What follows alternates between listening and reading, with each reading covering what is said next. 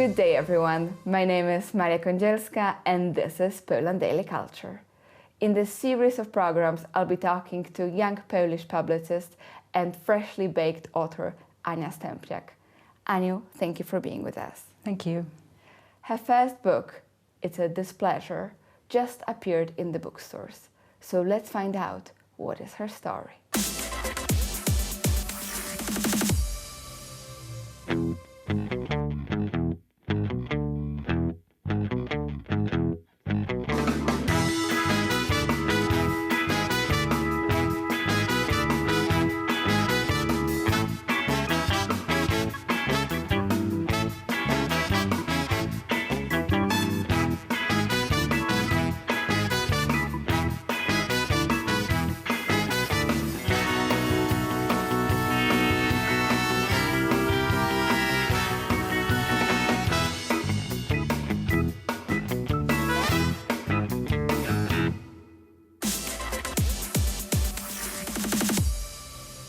Aniu, I would say that your book, bardzo mi niemiło, it's a Displeasure.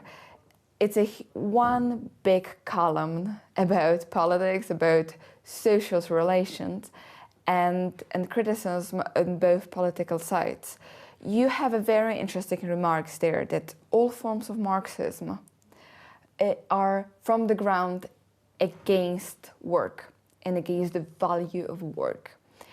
And I was thinking about it for a long time. Well, I think it's true, especially during socialism, when people, as we have this common phrase, well, either you sit or you lay, you still have to earn 1,000 zlotys, which just says that effort has no value, no real value, and that's very corruptive in a way.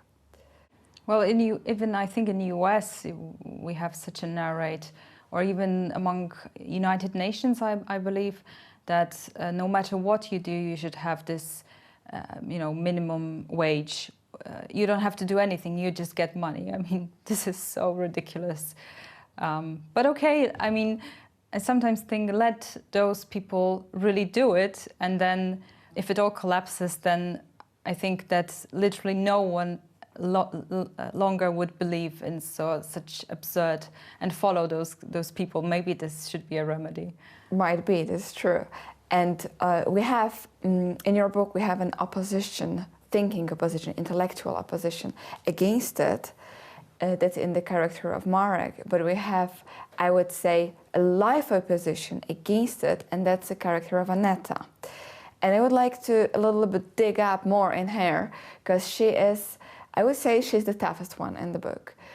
She comes from a different city, but she's not afraid of work. Let's put this first. She's not afraid of working anywhere.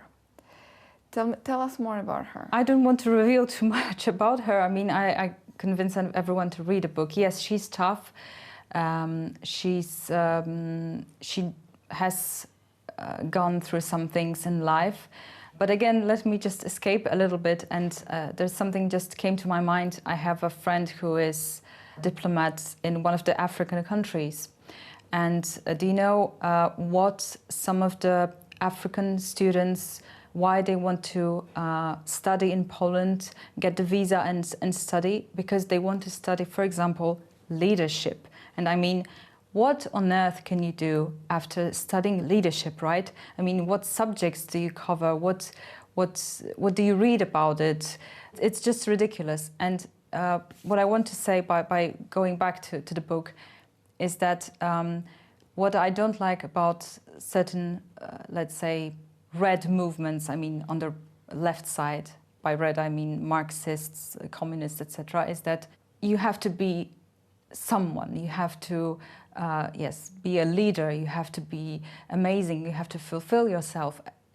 And one of the questions that, for example, Krzysztof Karań, whom I personally really like, asks is, well, someone has to bake the buns that you eat, the bread that you eat, or someone has to, clean the streets you walk on, or just take the trash. And do you think that really the robots will do everything? I really doubt it. Well, definitely this element, the value of work, is underlined in your book by Aneta the mostly, because she works all the time, I would say. And especially as a waiter, which often we don't really appreciate such works.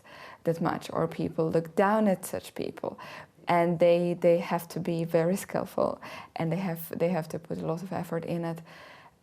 So even though your main character is male, I would still say that you underline the fact that the feminine element is right now one of the strongest. And it's also not intellectual opposition to cultural Marxism, but it's a factual opposition to cultural Marxism. Would you agree? Yes, I think I would agree. And another thing that I would like to point out is how, again, it's something copied from Mr. Krzysztof Karoń, so credits to him. Let's credit him, of course. But at least in the so-called communist times, because Poland has to be rebuilt, so this value of work was present, right? Because someone had to rebuild Warsaw, for example, right? And now this is not maybe most people think communism, but certain, I would say, people who are inspired by these ideas just tell you, actually, you don't have to do anything. Either the robots will do your work, the salary will just come in, and then just one question comes to my mind. Well, if all the work is done by robots and you don't have to do anything, then what are you going to do in your life? Read books, maybe. Read books. Not really, because you are so much into smartphones and your attention is not focused that you just name the people that really read books. I mean, in Poland, just only, I think, 37% of the population just read at least one book in a year, right? So I doubt it.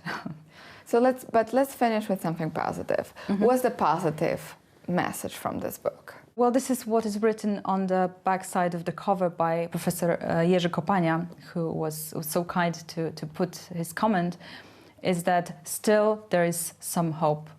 I still have some hope in the reality, in humankind. So let's have this hope. And let's stay with this hope and have it as a punchline. But I think the most important message from Bardzo mi niemiło, It's a Displeasure, book of Ania Stępniak, is the fact that work has its huge value, and we still believe it and we don't lose it. It's the light in the end of the tunnel. And thank you for watching Poland Daily Culture.